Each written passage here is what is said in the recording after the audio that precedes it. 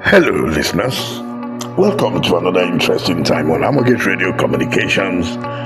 And to this insightful broadcast series from crisis to opportunity, reframing economic challenges for strategic advantage. I'm Adiola Gbadebo, your host, and I'm delighted to have you join me for episode 6. Over the past few weeks, we have explored how leaders can transform economic challenges into strategic opportunities. We have discussed mindset shifts, interpreting economic signals, identifying opportunities hidden within crisis, and practicing financial discipline during difficult times. Today we examine another critical leadership capability: innovation under constraints, doing more with less. For many people believe innovation happens when resources are abundant. However, history repeatedly proves the opposite. Some of the world's greatest innovations emerged not from abundance, but from scarcity. Some of the most creative solutions emerged because people simply could not afford to continue doing things the old way. Some of the most successful businesses were born during economic downtowns. Today, we will learn why constraints can become catalysts for innovation and how leaders can unlock creativity even when resources are limited. Let's do a quick recap of episode 5. We're talking about financial discipline, resource optimization in tough times, and we learned that effective leadership during difficult seasons requires this, wise stewardship of available resources. We also learned that financial discipline is not merely about spending less or cutting costs, and that resource optimization is about maximizing value. Constraints can reveal inefficiencies. Strategic prioritization becomes critical when resources are limited. So we take the conversation to the next step today. Once resources becomes limited, leaders have two choices. They can either complain about what they lack, or they can innovate with what they have. They can either complain about what they have, or they can innovate with what they have. So today, let's dive straight into that topic. So innovation most times is mostly misunderstood. Many people think innovation means expensive technology, massive research budgets, large teams, or sophisticated infrastructure. But no, innovation is fundamentally about solving problems differently and more effectively. Therefore, innovation asks some certain questions. 1, how can we create more value using fewer resources? 2, how can we achieve better outcomes despite limitations? 3, how can we serve people more effectively in changing conditions? And 4, how can we serve people more effectively during changing outcomes, conditions? And the most innovative leaders are not necessarily those with the most resources. They are often those who become the most resourceful. The most effective leaders are not necessarily those with the most resources, but those who become most resourceful. So let's answer the question why constraints can be good for innovation. Why constraints can be good for innovation. At first glance, constraints appear negative.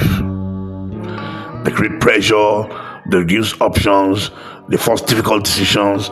Yet, constraints also produce benefits because they force leaders to focus on essentials, eliminate waste, challenge assumptions, simplify processes, and discover creative alternatives. When everything is available, people often become complacent. When resources become limited, creativity becomes necessary. Necessity has always been one of the greatest drivers of innovation.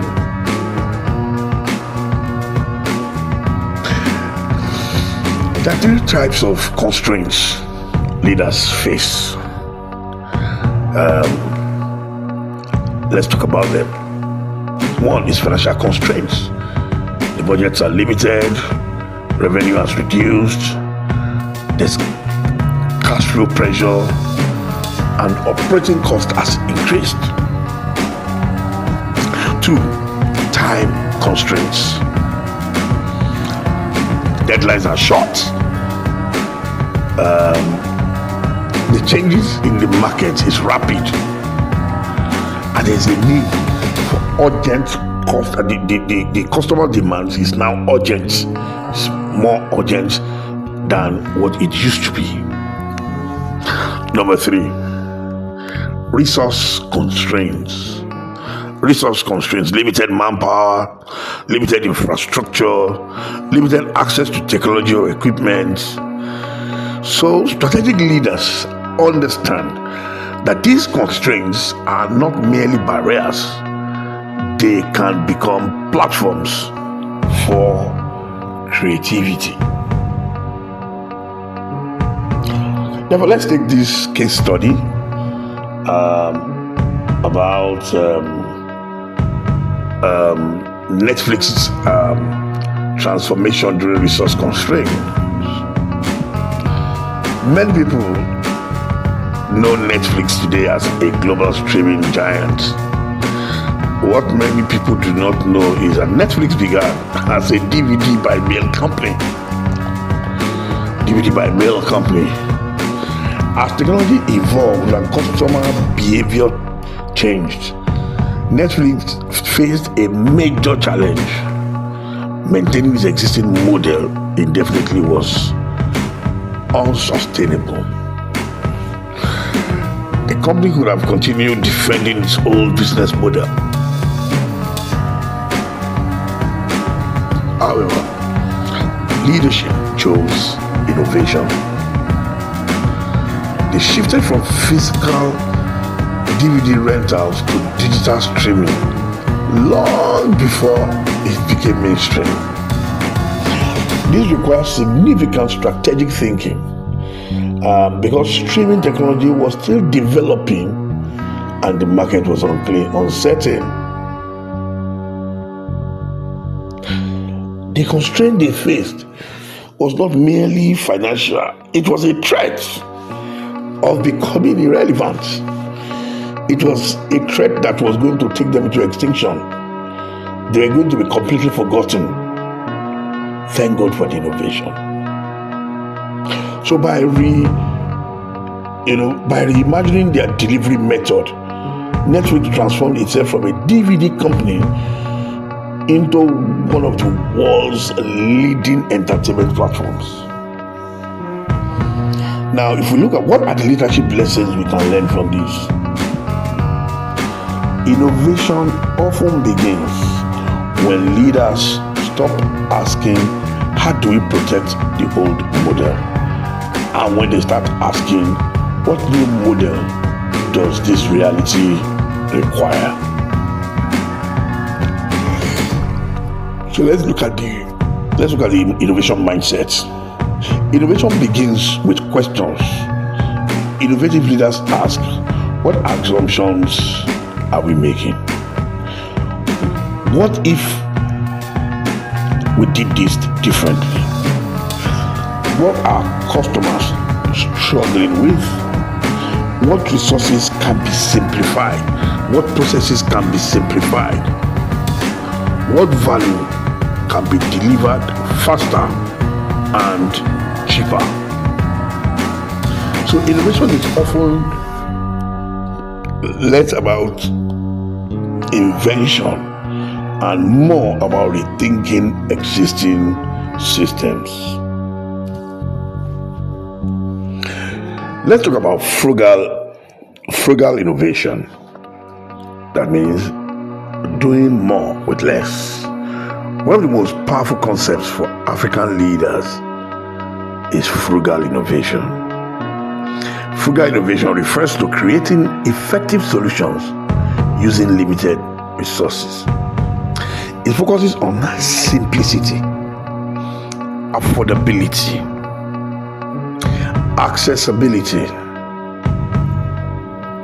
and practicality. Rather than waiting for ideal conditions, leaders work with available resources. This approach is particularly relevant in emerging markets where constraints are often significant. Many times we complain about limited resources. When we begin to complain about limited resources, it's mostly because we got used to the old system and we do not want to we're not trying to rethink the process. When we are not rethinking the process, we are not going to be tasking our brain. When we begin to rethink the processes, we will be able to see things that are probably unnecessary. And then as we begin to eliminate those things, the processes become simpler. We begin to simplify the processes. As the processes become simpler, it may not now require as much resources as we used before. And like I said earlier, most people want to stay where they want to. What has been working for them is what they think will continue to work. And as we think that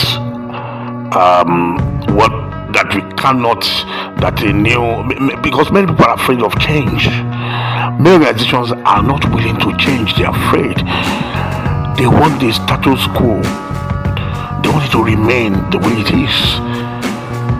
Even when they are struggling to meet deadlines, to meet customers' demands and all that, they are struggling with all that.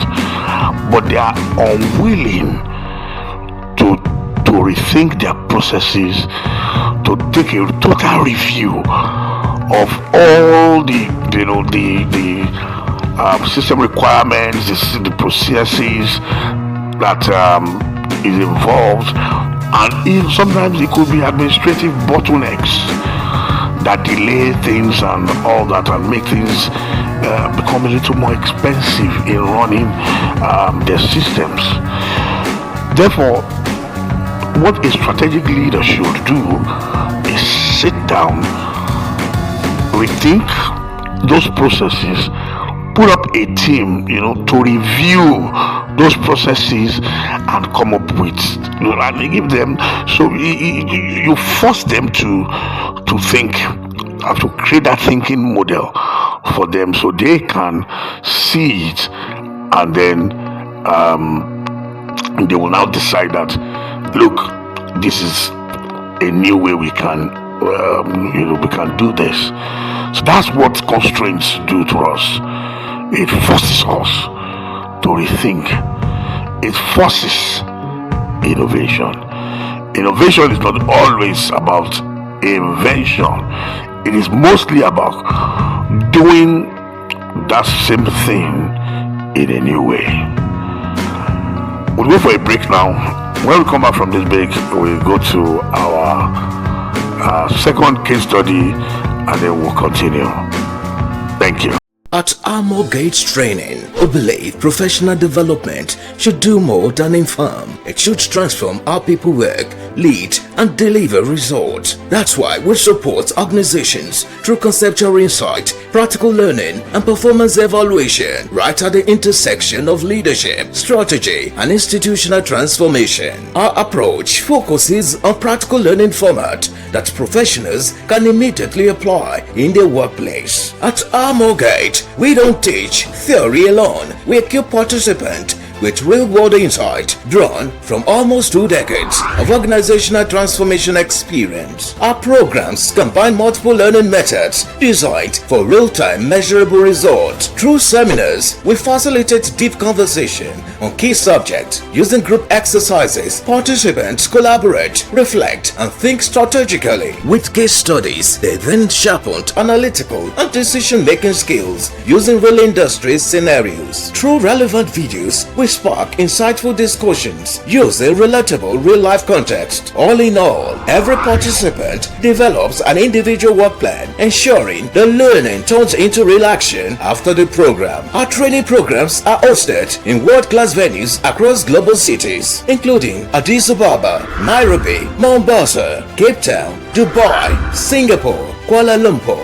London, Florida, and Washington, D.C. Let's work with you to turn learning into your organization's growth. For more inquiries, call +234 807 9574 151 or WhatsApp +1 610 504 6026. Visit www.thearmorgate.org. Follow us on Facebook, Instagram, and LinkedIn at Armorgate. Armorgate Training, transforming knowledge, interaction, and growth. Welcome back to Armorgate Radio Communications and to our broadcast series From Crisis to Opportunities.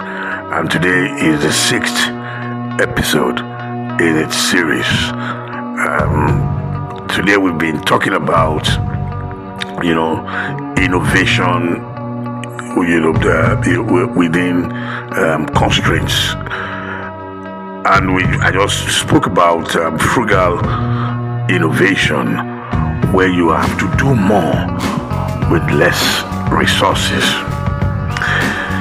So quickly we go on to our second case study, the M-Pesa story in Kenya.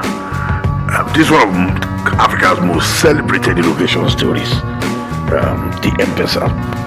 So many years ago, millions of people in Kenya lacked access to traditional banking services. Large portions of the population were unbanked, and at the same time, mobile phone usage was increasing rapidly. Instead of focusing on what was missing, innovation focused on what was available. The result was a mobile money platform that allowed people to send, receive, and store money using their mobile phones.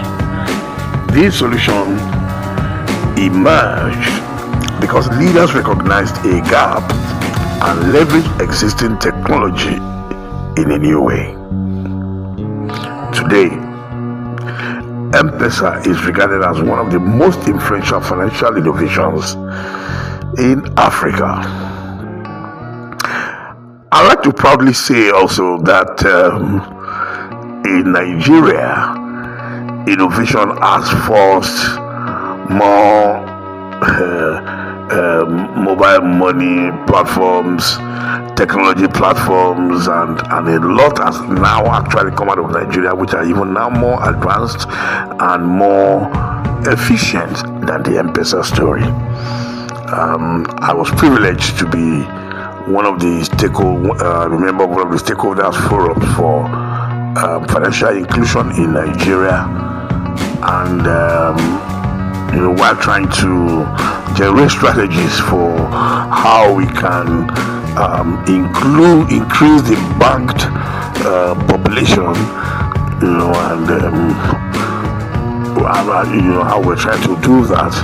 A lot of things emerged. With a lot of people were involved. We did study the M-Pesa model, and that was at the Lagos Business School, their Sustainability and Innovation Center.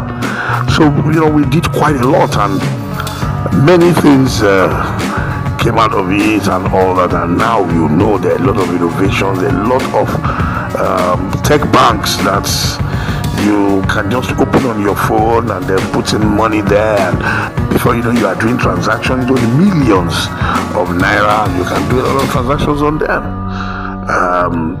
So that's where we have the OPays, we have the PalmPay, we have Money Points. These three are quite leading the industry. There are quite a lot of them, and then we came up with the agency banking model. So that's why we have agents, POS agents, and so many other innovations like that. So I decided to say this for us to know that it was not only Kenya that did some innovation. Nigeria did quite a lot, and Nigeria's financial system and processes is one of the best in the world. It's one of the best in the world. Indeed, it is more advanced than some of the first nations, the first world countries rather, like Canada, the US, and the UK. Our financial system, the technology behind it is far advanced, more advanced than what they do there. So what are the lessons we learned from this? Innovation is often not about creating something completely new. It's not always about creating something that's completely new. Sometimes it is, and most times actually, it is about using existing resources differently to solve existing problems better. Using existing resources differently to solve existing problems better. Now, let's talk about the practical innovation framework for leaders. Practical innovation framework for leaders. When facing constraints, you can use the following framework. Step one is to identify the real problem.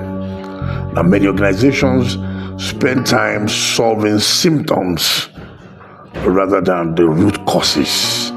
So let me give us an example. If you have malaria, one of the symptoms, not one, these are some of the symptoms that malaria presents.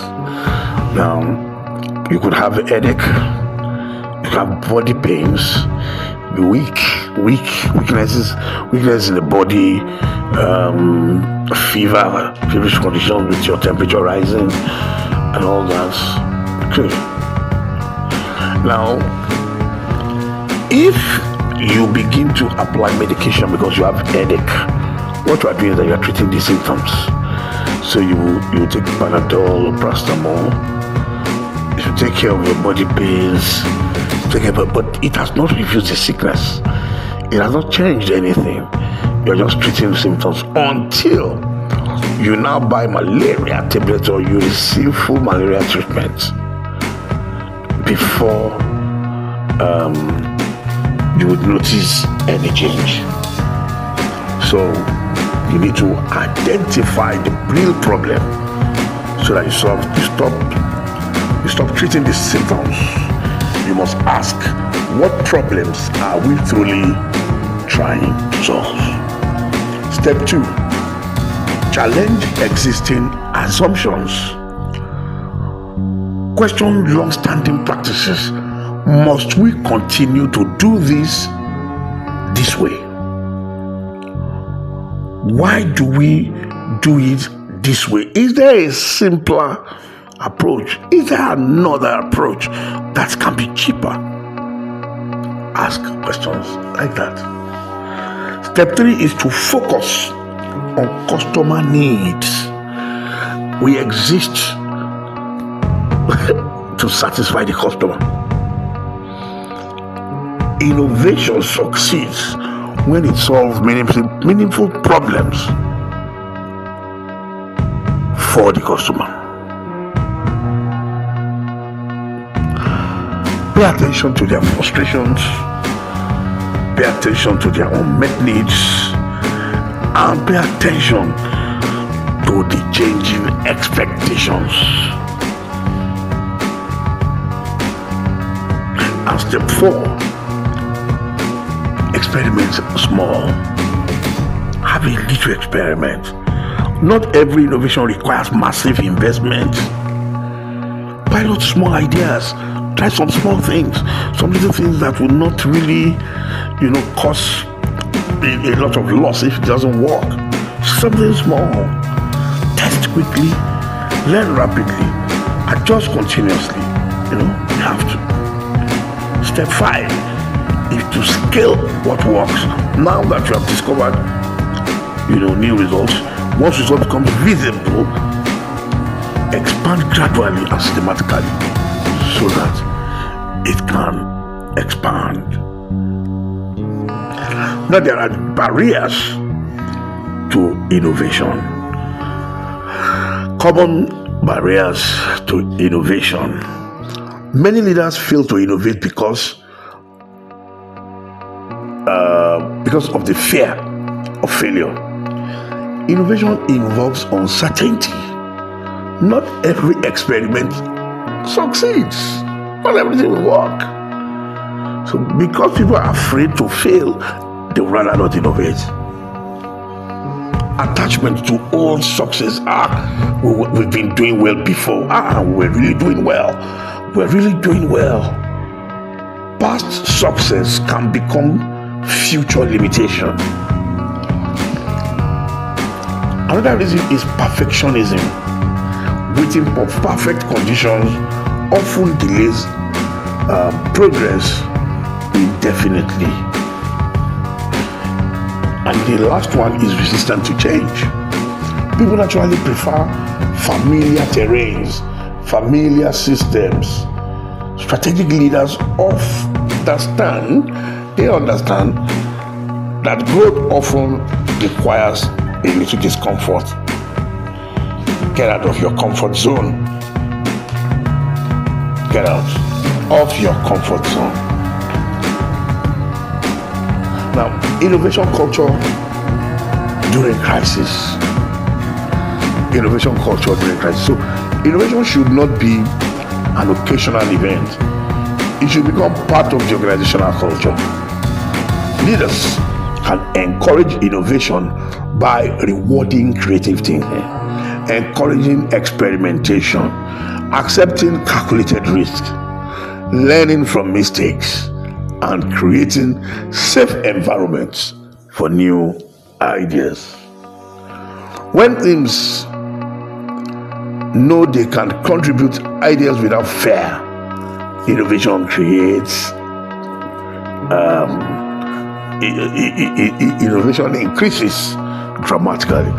When people know that, even if we lose some money while trying to do some experiments and trying to get new things, that they will not be penalized, because it's not every experiment that will be successful. But they know that even if it's not successful, and they just need to continue to look for other ways, but they will not be penalized. So that's it.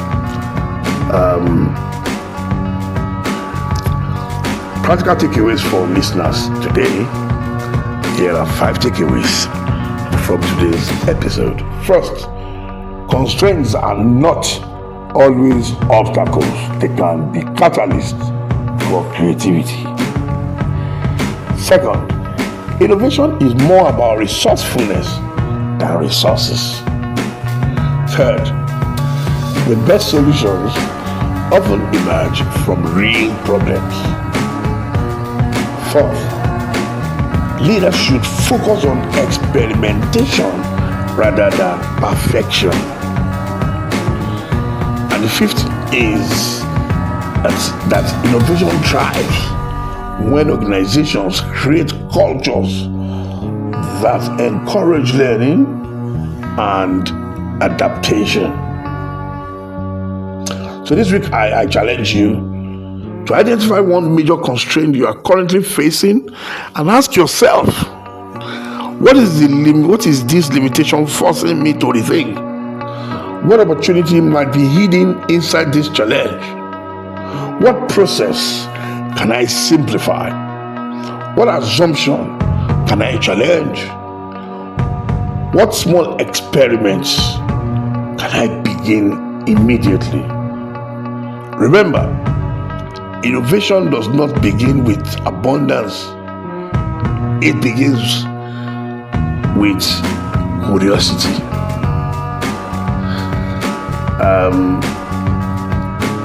In the next episode, which is episode 7, we'll be discussing strategic agility, pivoting business models, and leadership approaches. There we will explore when leaders should pivot, how to recognize the need for change, and how organizations can reposition themselves effectively during uncertain times. As we conclude today's episode, remember that many leaders wait for better conditions before they innovate. The most effective leaders innovate because conditions demand it. Resources are valuable, but resourcefulness is even more valuable. When leaders learn to think creatively under pressure, constraints stop becoming excuses and start becoming opportunities. Thank you for joining me on episode 6 of our series From Crisis to Opportunity, Reframing Economic Challenges for Strategic Advantage. I'd like you to know that we're expecting your feedback. You can write us through our email, contact@thearmorgate.org, or you can send us a WhatsApp message on our WhatsApp number +234 810 999 6666. That's +234 810 999 6666. You can also reach out to us on our social media handles. We're on LinkedIn, Facebook, and Instagram, all at Armorgate. And I specifically ask you to go to our YouTube channel and just explore. There are so many resources that you may not have listened to, but there is a bank of resources. I implore you to not only like it, as to ask you to subscribe and put on your notifications so that when we have broadcast, you'll be notified about that. My closing quote is that innovation is not the ability to do more because you have more. It is the ability to create more value with what you already have. Thank you for listening today. This has been episode 6. I'm Adeola Gbadebo. Stay creative, stay adaptable, and keep turning limitations into opportunities. Armorgate, founded in 2008 out of a desire to build transgenerational structures for organizations, institutions, and nations. We have worked with large businesses, international development organizations, and public sector ministries and agencies. Armorgate, our uniqueness is that we do not just work for you, we work with you. For example, we do not leave you to the task after sourcing talent that will help the new hire settle into robust leadership development programs. We are technical experts in advising and supporting institutions on strategy and leadership, artificial intelligence, strategic human resource management, public sector reform, finance, audit and tax, FAT, and strategic communications. We do all this and more out of a desire to transform nations through institutions and organizations. For further inquiries, email contact@thearmorgate.org. or call +234 810 999 6666 +234 807 957 4151 and +161 0504 6026 www.thearmorgate.org. Armorgate, building to endure and transforming nations through institutions and organizations.